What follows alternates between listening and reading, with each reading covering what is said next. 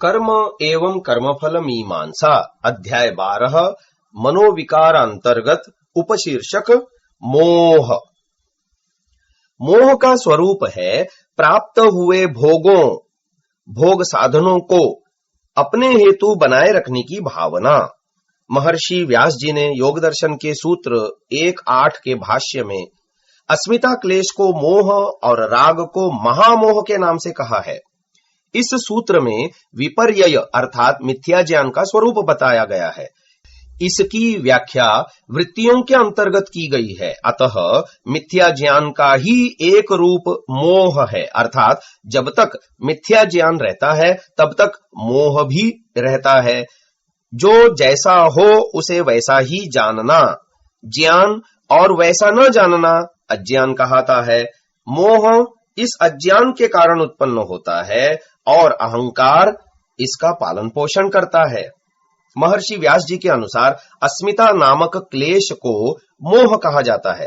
अस्मिता का अर्थ है आत्मा तथा बुद्धि, इन दो चेतन और जड़ों को, विपरीत पदार्थों को एक मानकर व्यवहार करना अस्मिता क्लेश है।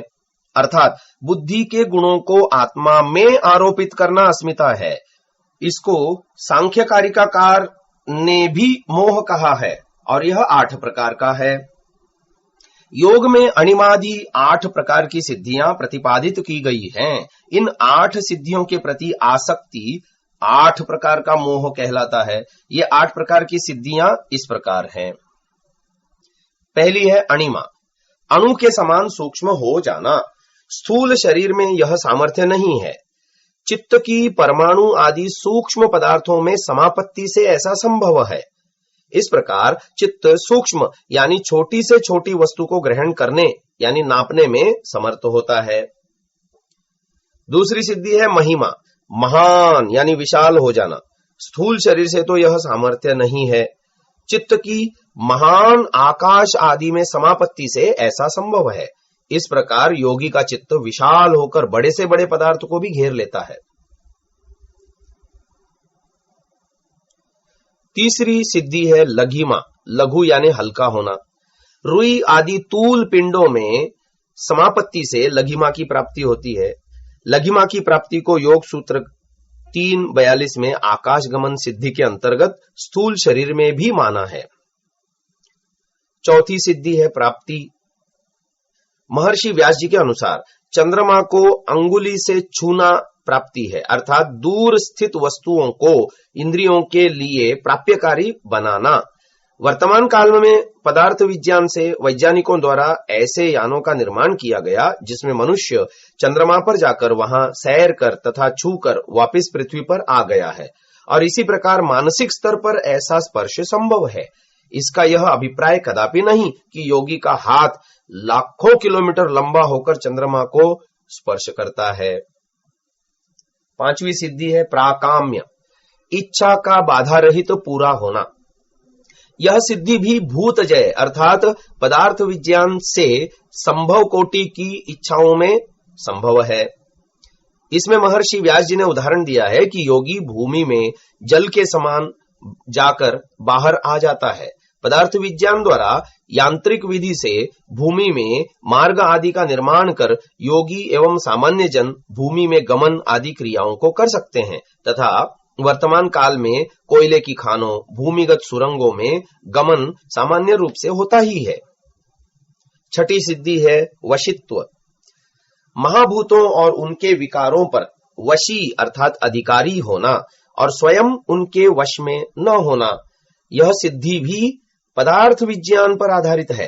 योगी इन सभी की भोग अपवर्ग प्रयोजनता को जानकर इनके वश में नहीं होता। सातवीं सिद्धि है ईशित्व, महाभूतों के धर्म परिणाम रूप इनके विकारों अर्थात भौतिक पदार्थों की उत्पत्ति, स्थिति और विनाश का सामर्थ्य होना। यह सिद्धि भी पदार्थ विज्ञान पर आधारित है। भोज के अनुसार शरीर और अंतःकरण का वश में होना ईशित्व है। और 8वीं सिद्धि है यत्र कामावसायित्व, यानी सत्य संकल्पों का होना। योगी के सत्य संकल्पों के अनुसार भूत प्रकृतियों का होना, इस विषय में महर्षि व्यास ने स्पष्ट रूप से कहा कि योगी ईश्वर के संकल्प का अतिक्रमण नहीं कर सकता, अर्थात वह भूतों के धर्मों, गुणों, स्वरूपों में अपने संकल्प के अनुसार कोई परिवर्तन नहीं कर सकता। इन सिद्धियों को प्राप्त कर इनके प्रति आसक्ति तथा इनको ही सभी कुछ जानकर सभी कर्मों का संपादन करना 8 प्रकार का मोह है, क्योंकि इन सिद्धियों में आसक्त मनुष्य योग मार्ग पर चलकर भी अपने अंतिम लक्ष्य परमात्मा प्राप्ति तथा मोक्ष को भूलकर सांसारिक ऐश्वर्यों में ही संलिप्त रहता है। अतः यह जीवन का लक्ष्य नहीं है। हम जीवन में जिस मोह से ग्रस्त रहते हैं वह वस्तुतः राग है, जिसे सांख्य कारिका में तथा महर्षि व्यास जी ने भी महामोह के नाम से कहा है। यह महामोह 10 प्रकार का है। राग क्या है? सुखानुशयी रागः, योग दर्शन 2:7, अर्थात जो सुख संसार में साक्षात भोगने में आते हैं उनके संस्कार की स्मृति से जो तृष्णा के लोभ सागर में बहना है, इसका नाम राग है। यही तो वस्तुतः मोह या महामोह है। सांख्य कारिका में इसे स्पष्ट करते हुए कहा है कि 10 इंद्रियों के 10 विषयों से भोगने योग्य परोक्ष अर्थात मरण के उपरांत अन्य देह या अन्य लोक में प्राप्त होने वाले भोग या अपरोक्ष अर्थात वर्तमान देह से प्राप्त होने योग्य और भोगे जाने वाले भोगों की तृष्णा में अत्यंत मोहित होकर तीव्र उत्कंठा रखना और इन्हीं को प्राप्त करने के लिए धर्म अधर्म का भी विचार छोड़कर उनकी प्राप्ति के उपायों में लगातार तत्पर रहना महामोह है। 10 इंद्रियों के विषय स्पर्श, शब्द, रूप, रस, गंध के अंतर्गत आ जाते हैं। चाहे यह शब्दादि विषय संप्रज्ञात समाधि की अवस्था में दिव्य यानी सूक्ष्म हो या सांसारिक यानी भौतिक जीवन में साधारण या स्थूल हो, इनमें किसी भी प्रकार की आसक्ति महामोह है। एक अन्य आचार्य के मतानुसार 10 प्रकार का महामोह इस प्रकार है। पहला माता, दूसरा पिता, तीसरा भाई, चौथा बहन, पांचवा पत्नी या पति, छठा पुत्र, 7 पुत्री, 8 गुरु, 9 मित्र और 10वां उपकारी। इन 10 के आधार पर कुटुंब 10 प्रकार का है और इस 10विध कुटुंब के प्रति यह मेरा है, इस प्रकार का भाव महामोह समझना चाहिए। इसी प्रकार से 10 इंद्रियों के भोग एवं भोग साधनों के प्रति यह मेरा है का भाव भी महामोह है। यह मेरा है, वास्तव में यह मान्यता ही गलत है। यह मेरेपन की भावना ही व्यक्ति के अहम को तुष्टि देती है। मेरेपन के सभी पदार्थों का समूह ही तो मैं का स्वरूप बनाता है। जिसकी जितनी अधिक मेरी वस्तुएं, मेरे पदार्थ, मेरा कुटुंब, मेरे मित्र आदि होंगे, उतना ही बड़ा मैं। संसार में इसी प्रवृत्ति के कारण ही सांसारिक पदार्थों, विषयों और संबंधियों के प्रति आसक्ति तथा महामोह उत्पन्न होता है। मेरा शरीर, मेरा मकान, मेरा धन, मेरा परिवार, मेरा नाम, मेरा यश ही इसी मैं की पुष्टि करते हैं। जितने जितने यह मेरे दूर होते चले जाते हैं, उतना उतना मैं घटता चला जाता है और अंत में मानव के पास यह मेरा शरीर ही बचता है और इसी से वह सांसारिक भोगों को भोगता है। शरीर के नष्ट होने पर वर्तमान जीवन के सभी पदार्थ छिन जाते हैं और मोह का आधार ही नष्ट हो जाता है। इस सारे मोह का केंद्र यह मैं की भावना है, जिसे मेरेपन की भावना जीवित रखती है। हमारा दृष्टिकोण जितना अधिक संकीर्ण होगा, उतना ही यह महामोह बढ़ता चला जाएगा। इस संसार की रीत है कि मनुष्य का मान सम्मान और प्रभाव व्यक्ति की संपत्ति, घर परिवार के स्तर के अनुसार होता है।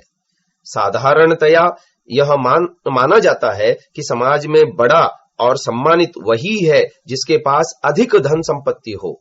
इस मान्यता से बड़ा आदमी माने जाने की प्रथा पुरानी है और पीढ़ी दर पीढ़ी हमारे सामाजिक संस्कार के रूप में बनी चली आ रही है और हमें भी अपने पूर्वजों से प्राप्त हुई है।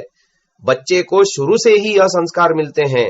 जहां धन संपत्ति अधिक होती है वहां यह संस्कार और भी प्रबल रूप में मिलते हैं, और जैसे जैसे हम बड़े होते हैं वैसे वैसे ये मान्यता हमारे अंदर और अधिक परिपक्व होती चली जाती है। हम अपना और दूसरों का मूल्यांकन इसी दृष्टिकोण से करते हैं। यह मान्यता ही मोह तथा महामोह का कारण है, और इस मोह के जाल में हम शुरू से ही जकड़े जाते आ रहे हैं। हमारा यह शरीर अपना नहीं है, क्योंकि इसे जीव ने अपनी इच्छा से या अपनी पसंद से नहीं पाया। यदि ऐसा होता तो संसार में कोई भी अपंग, असुंदर, कुरूप न होता। जन्म के भी काफी समय पश्चात मनुष्य को अपने होने का बोध होता है, क्योंकि जन्म से पहले मैं या मेरा होने का कोई अता पता नहीं होता, और जन्म के पश्चात भी काफी समय तक इसका बोध नहीं होता। जिन वस्तुओं को हम अपनी कहते हैं कि यह मेरा है, वह मेरा है, वे भी हमने उत्पन्न नहीं की हैं। उनमें से कुछ भी वस्तुएं पहले से बनी होती हैं और कुछ बाद में बनती हैं। वह कुटुंब जिसे हम अपना कहते हैं वह भी मुझसे पूछकर नहीं मिलता। न मेरी माता, न मेरा पिता, न भाई, न बहन या अन्य कोई संबंधी। पत्नी या पति तो कहीं अन्य ही उत्पन्न होते हैं, और संतान भी हमारी इच्छा से चुनकर हमें नहीं मिलती। मित्र, बंधु आदि भी उपलब्ध प्राणियों में से बनाए जाते हैं। फिर यह मेरे कैसे हो गए? इनसे मेरेपन का नाता तो जन्म के बाद बनता है। जन्म के बाद जैसे जैसे बच्चे को मेरेपन का बोध होता चला जाता है, वैसे वैसे ही बच्चा मैं को निर्मित करता चला जाता है। बचपन से ही हमें तेरे मेरे की जानकारी होने लगती है, और हम इस मोह जाल में फंसते चले जाते हैं। इस प्रकार यह मोह झूठा और अज्ञान स्वरूप होने पर भी व्यक्ति को सच्चा और वास्तविक लगने लगता है। जन्म से पूर्व जीव से पूछा नहीं जाता कि तुम कैसा शरीर चाहते हो, कैसे माता पिता चाहते हो, मनुष्य जन्म चाहते हो या पशु पक्षी का शरीर। मात्र हमारे कर्मों के आधार पर ही हमारे अगले जीवन के लिए मिलने वाले शरीर का निर्णय परमात्मा की व्यवस्था में होता है। कोई पूछताछ नहीं, कोई सुनवाई नहीं तथा कोई प्रार्थना नहीं। जिस संसार में जीव जन्म लेता है वह भी इसने नहीं बनाया, फिर भी इसके प्रति आसक्ति होती है, मेरेपन की भावना होती है। यही तो महामोह है। मैं निर्मित हो सके और स्थापित रहे, इसके लिए इन सभी मेरे यह और मेरे वह का होना आवश्यक है। इसलिए हम अपने मैं को महान और यशस्वी बनाने के लिए नाना प्रकार के पदार्थों तथा संबंधों, जिनको मेरा कहा जा सके, को एकत्रित करने में लगे रहते हैं। क्योंकि हमारे पास जितना अधिक मेरा होगा, समाज में हमारा मैं यानी हमारा अहंकार उतना ही बड़ा माना जाएगा। हमारे पास जितनी अधिक संपदा, प्रसिद्धि, कुटुंब होगा, उतना ही हमारा मैं बड़ा माना जाएगा। इसलिए हम इस मोह के साधन बढ़ाने में दिन रात अपने असली उद्देश्य मोक्ष को भी भूलकर जुटे रहते हैं। यह मात्र मोह नहीं अपितु महामोह है। जब हम अपने मैं को केंद्रित मानकर सोचते हैं, तब हमारी मनोवृत्ति संकुचित हो जाती है। तब एक ऐसी सीमा रेखा बन जाती है कि यह मेरा है, वह मेरा है और बाकी मेरा नहीं है। जो वस्तु संसार में सभी की होती है उसके लिए मोह नहीं होता, परंतु उन भौतिक पदार्थों के प्रति जो कि धन से उपार्जित किए जाते हैं या किए जा सकते हैं, उनके प्रति ही मोह होता है, क्योंकि उन्हीं को मेरा और मात्र मेरा के दायरे में माना जा सकता है। उदाहरणार्थ, एक अमीर व्यक्ति भारत के राष्ट्रपति भवन से अधिक सुंदर घर बना या खरीद सकता है। ऐसी स्थिति में उसका मोह उस घर के प्रति तो होगा, परंतु राष्ट्रपति भवन जो कि राष्ट्र की संपत्ति है और उसे खरीदा नहीं जा सकता, अब चाहे उसकी सामर्थ्य उस राष्ट्रपति भवन से भी कीमती भवन को खरीदने की भी हो, तब भी उसका मोह उस राष्ट्रपति भवन के प्रति नहीं होता, क्योंकि जो वस्तु सभी के लिए है या जो वस्तु उसकी हो ही नहीं सकती, उसके प्रति मोह नहीं होता या नहीं हो सकता। अतः मोह कभी भी व्यापक, सीमा रहित या उदार नहीं होता। मोह की प्रवृत्ति संकीर्ण और मैं की तरफ ही केंद्रित होती है। इसीलिए व्यक्ति को सबसे अधिक मोह स्वयं से होता है। इसीलिए जब कभी कोई भयानक प्राण संकट का अवसर आता है तो व्यक्ति सबसे पहले अपने प्राणों की रक्षा करने का प्रयास करता है। उसके पश्चात जो उसके मेरे हैं अर्थात माता, पिता, भाई, बहन, पत्नी, पुत्र, मित्र आदि उसके प्राणों की रक्षा का उपाय करता है। शेष की बारी बाद में आ पाती है, तब वह भी तब जब इच्छा या क्षमता शेष रहे। लेकिन अगर व्यक्ति इस मैं की भावना से दूर होगा तो मोह कम होगा, परिणामतः उदारता और व्यापकता बढ़ेगी। जिन्हें व्यक्ति अपना नहीं मानता उनके प्रति मोह होता ही नहीं, चाहे वह कितना ही निकट संबंधी क्यों न हो। मोह का अस्तित्व ही इस मेरे और मैं की भावना पर निर्भर करता है। हम अपने मैं को मूल्य देने के लिए, सम्मानित और बड़ा सिद्ध करने के लिए दूसरों पर निर्भर रहते तथा कई चीजों के आश्रित होते रहते हैं, क्योंकि मैं तभी मूल्यवान और सम्मानित है जब दूसरे उसे कहें और माने। व्यक्ति हमेशा यही प्रयास करता है कि दूसरे व्यक्ति मेरे मैं को बड़ा माने और प्रशंसा करें। हमारा बड़प्पन दूसरे के प्रमाण पत्र पर निर्भर करता है। इस प्रकार के प्रयत्न मोह के कारण ही तो हैं। मोह का परिणाम शोक अथवा दुख होता है। व्यक्ति जितना अधिक मोहग्रस्त होगा वह उतना ही अधिक दुख को प्राप्त करेगा। हम जिसे मोह कहते हैं वह तो वस्तुतः महामोह है, जो अज्ञान का फल है। अतः उससे सुख मिलने की संभावना तो हो ही नहीं सकती। दुख का मुख्य कारण मोह है। किसी वस्तु, व्यक्ति या इच्छा के प्रति मोह रखना ही दुख का कारण बनता है। मोह न हो तो चित्त स्थिर रहता है। सारी स्थिति मोह के होने अथवा न होने से बनती है। मोह हमें स्वार्थी बनाता है और व्यक्ति दूसरों के हित को न सोचकर और अहित करके भी अपना हित करना चाहता है। जो ज्ञानी हैं वे मोह में नहीं फंसते, क्योंकि मोह अज्ञान है, मिथ्या ज्ञान है। अतः ज्ञानी को शोक नहीं होता। शोक होना ही इस बात का परिचायक है कि मोह से, महामोह से, अज्ञान से व्यक्ति ग्रस्त है और वास्तविकता से दूर है। एक व्यक्ति के घर में आग लग गई। घर का स्वामी अपनी दुकान छोड़कर घबराता हुआ घर पहुंचा। सारा परिवार बाहर बाहर खड़ा था। घर के पुरुष दूसरों की सहायता से जो कुछ बच सकता था उसे बचाने में लगे थे। घर जलता देखकर घर का मालिक शोकातुर होकर रोने लगा कि हाय, मैं बर्बाद हो गया। इतने में उसका बड़ा बेटा उसके पास आया। बोला, रोने की आवश्यकता नहीं है, अभी थोड़ी देर पहले ही इस मकान को बेचकर इसका मूल्य प्राप्त कर लिया है। यह सुनकर घर का स्वामी फौरन चुप हो गया। घर अब भी जल रहा था, पर अब उस घर से अपनापन नहीं रहा, क्योंकि मूल्य मिल चुका है। अब मोह न रहने से दुख कैसा, रोना कैसा। अब तो वह रोएगा जिसने कुछ देर पहले इसका मूल्य चुका दिया। अब तो उसका घर नहीं, सिर्फ एक मकान जल रहा था। व्यक्ति को स्वयं से सर्वाधिक मोह होता है, अतः स्वयं का कष्ट भी सर्वाधिक प्रतीत होता है। व्यक्ति को अपने परिवार में किसी निकट संबंधी की मृत्यु होने पर तीव्र शोक होता है तथा दुख से व्याकुल होता है। दूसरी ओर पड़ोस में किसी की मृत्यु पर उसे उतना दुख नहीं होता। जब किसी सड़क पर किसी की दुर्घटना से किसी व्यक्ति की मृत्यु हो जाती है तो सामान्यतः हम वहां देखने के लिए भी नहीं रुकते और अपने काम पर चले जाते हैं। शोक होना तो दूर की बात है। अगर वहां देखने पर पता चले कि वह मृत व्यक्ति अपना कोई संबंधी था तो शोक, दुख एकदम से उभर आता है।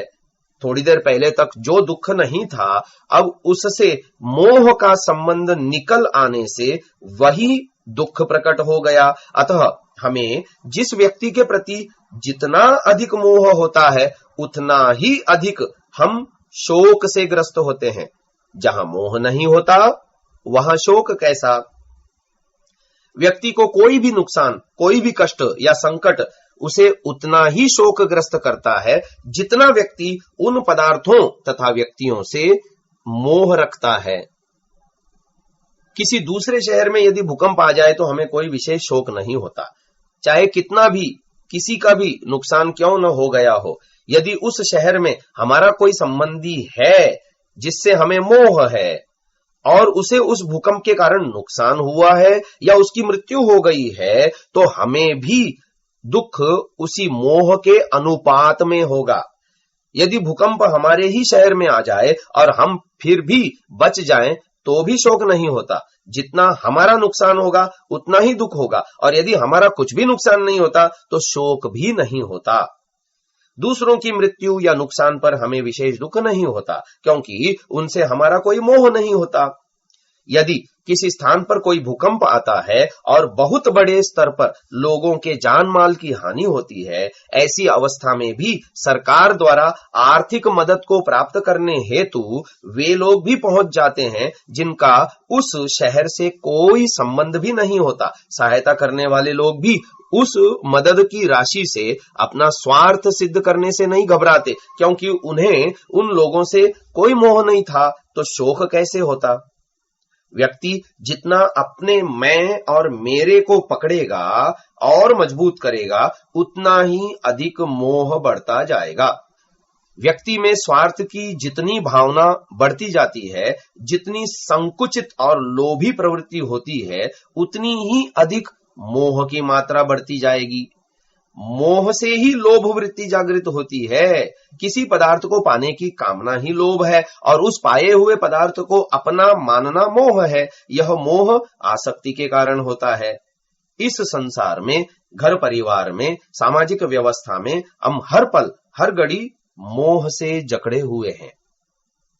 अब यदि हमारे मैं का अस्तित्व बाहर की वस्तुओं और संबंधों पर ही निर्भर है तथा हमारे मैं का सम्मान और बड़प्पन भी दूसरों पर, दूसरे मूल्यवान पदार्थों अर्थात धन संपदा और कुछ अधिकारों पर ही निर्भर है, तो हमारा मैं स्वयं में बहुत ही कमजोर और दरिद्र सिद्ध होता है।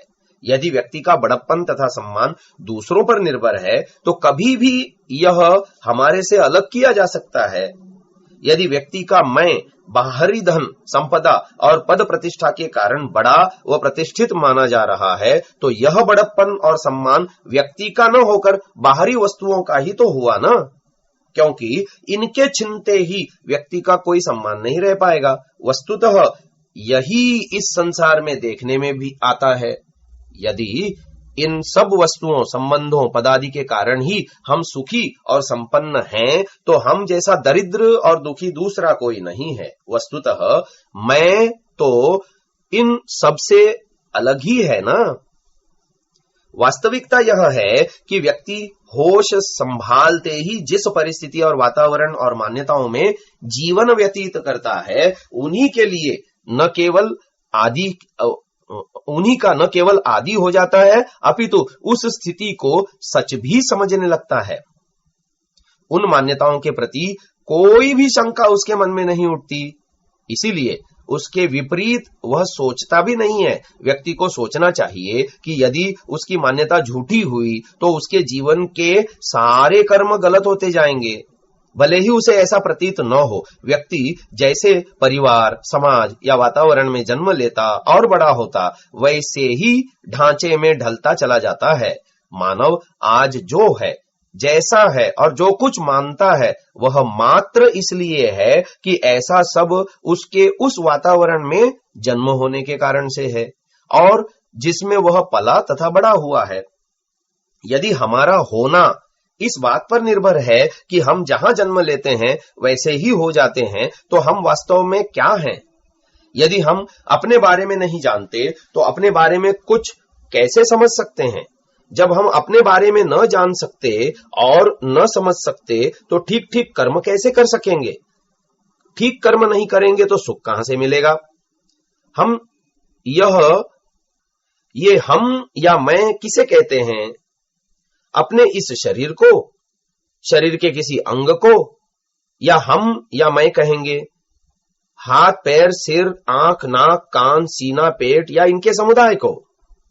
व्यक्ति हमेशा से मैं कहता चला आ रहा है, पर कभी उसने सोचा है कि मैं कहने वाला कौन है, कहां से आया और कहां जाना है, क्यों आया है और इसे यहां क्यों आना पड़ा, अपनी मर्जी से आया है या किसी व्यवस्था में बंधा यहां आया है।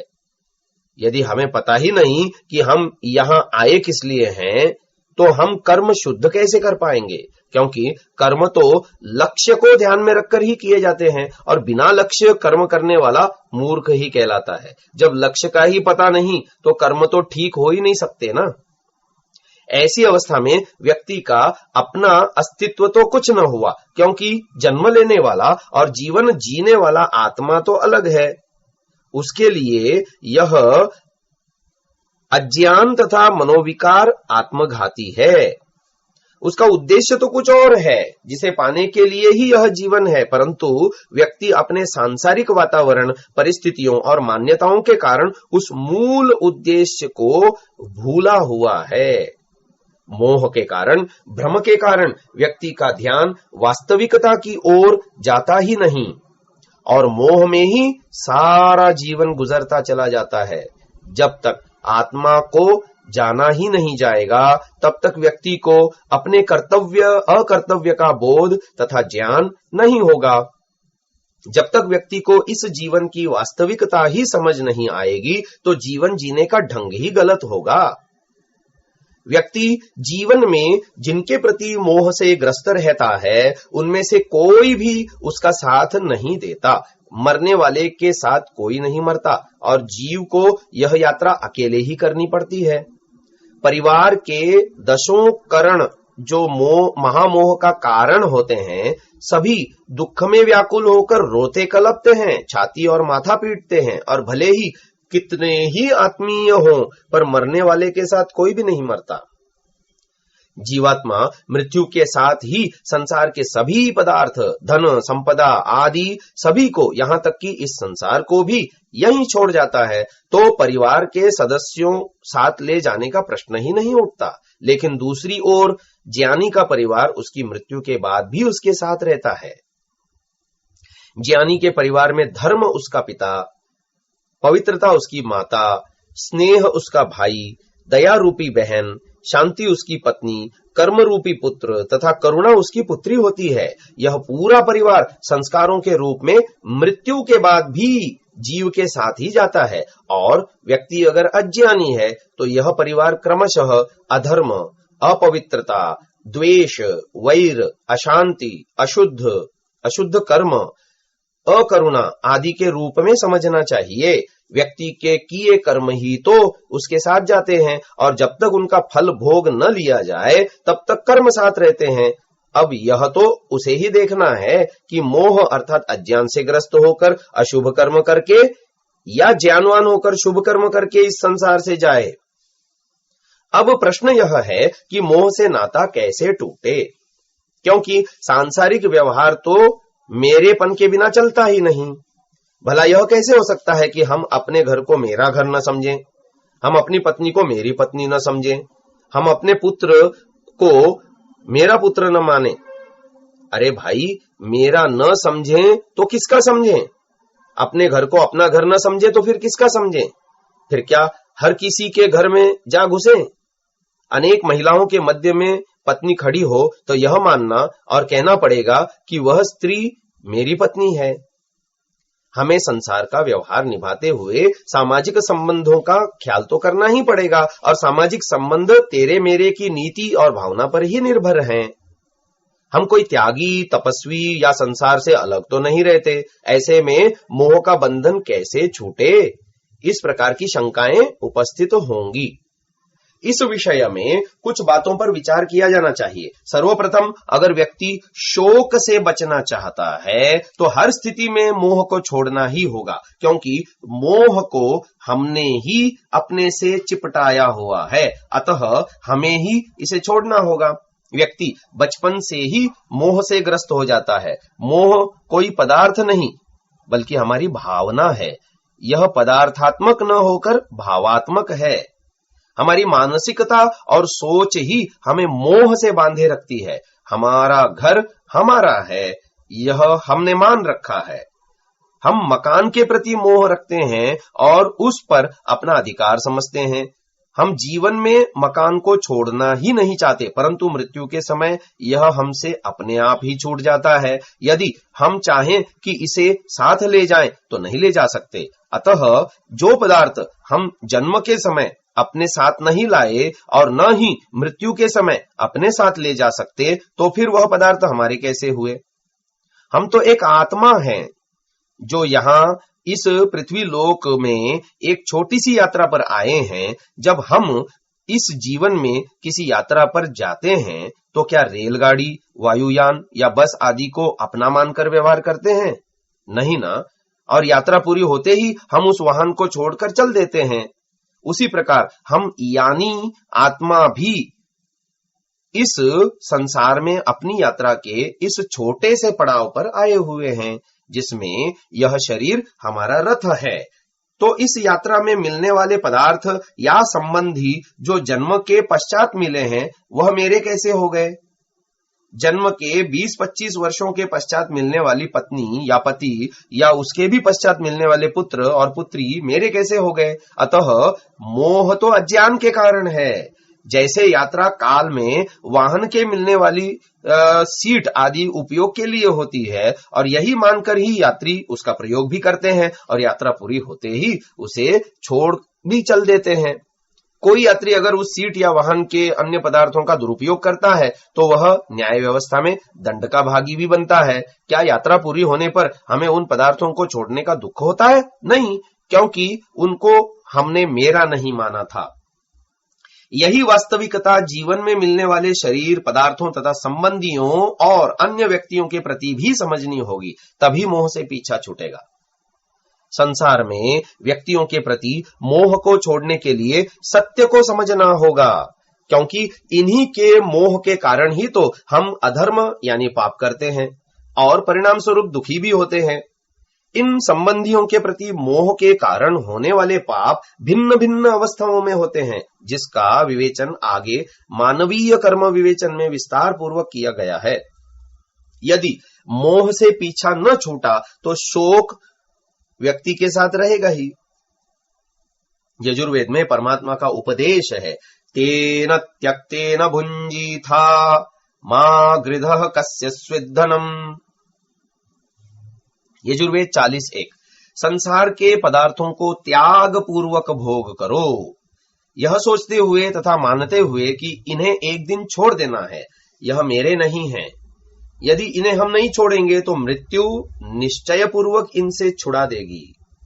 योग दर्शन में योग सूत्र 2.5 में अविद्या की व्याख्या करते महर्षि व्यास जी किसी प्राचीन आचार्य का वचन उद्धृत करते हुए कहते हैं, चेतन तथा स्त्री, पुत्र, मित्र, पशु आदि और अचेतन यथा गृह, धन, संपत्ति, भूमि, वस्त्र, शरीर आदि पदार्थों को आत्मरूप अपना स्वरूप मानकर समझकर उस चेतन अचेतन पदार्थ की समृद्धि अर्थात संपन्नता को अपनी आत्मा की समृद्धि संपन्नता मानता हुआ प्रसन्न होता है, और उस अचेतन या चेतन पदार्थों की विपत्ति क्षय को अपनी आत्मा की विपत्ति और क्षय मानता हुआ शोकग्रस्त होता है। ऐसा मानने वाला प्रत्येक व्यक्ति अज्ञानी है, अविद्याग्रस्त है। अतः मोह से ग्रस्त होने वाले सभी व्यक्ति अविद्याग्रस्त यानी अज्ञानी ही हैं। भौतिक जगत में गजब का आकर्षण है जो सभी को आसक्त कर ही लेता है।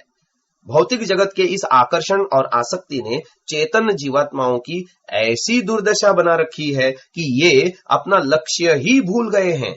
इस भौतिक आकर्षण ने एक ओर तो भौतिक संसार की कुरूपता, दोषों, नश्वरता और मलिनता पर पर्दा डाल दिया है, और दूसरी ओर पुरुष की बुद्धि पर ऐसी मोहनी डाल दी है कि जिससे इसकी बुद्धि इस अपवित्र देह तथा अपवित्र नाशवान जड़ अनात्म पदार्थों की कुरूपता को भी भुलाकर बारंबार कष्ट भोगने के बाद भी इन देहादि पदार्थों की ओर ही पुरुष को ले जाती है।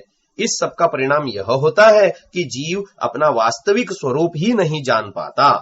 आसक्ति और अनुराग को उत्पन्न करने वाले मोह का यह सघन आवरण यानी पर्दा न केवल देह तथा अनात्म पदार्थों के दोषों को ही छिपाता, अपितु जीवात्मा को मोह पाश में बांधकर और भ्रमित करके प्राकृतिक पदार्थों की आसक्ति को ही उपजाता है, जिससे जीवात्मा जन्म मरण की अंध श्रृंखला में फंसकर दुख ही दुख भोगता चला जाता है। मानव देह में आकर जीव साधारणतया इन सभी प्रकार के महामोह में फंसा रहता है और इनसे ऊपर अन्य किसी तत्व को नहीं मानता और इन्हीं इंद्रियों के विषयों तथा कुटुंब में ही परम सुख मानता है। यही उसका महामोह है। इसीलिए जीव शुद्ध कर्मों से दूर होकर जन्म मरण की अनवरत श्रृंखला में उलझता ही रहता है और दुख भोगता रहता है। एक बार जब व्यक्ति को सत्य का ज्ञान हो जाता है तो मोह धीरे धीरे नष्ट होने लगता है।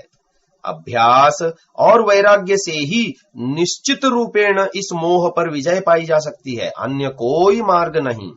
अतः इस मोह से छूटने का परम उपाय तो केवल परवैराग्य ही है, जिससे जीवात्मा दिव्य ज्ञान को प्राप्त होकर संसार का, स्वयं का तथा परमात्मा के वास्तविक स्वरूप का ज्ञान प्राप्त कर सकता है।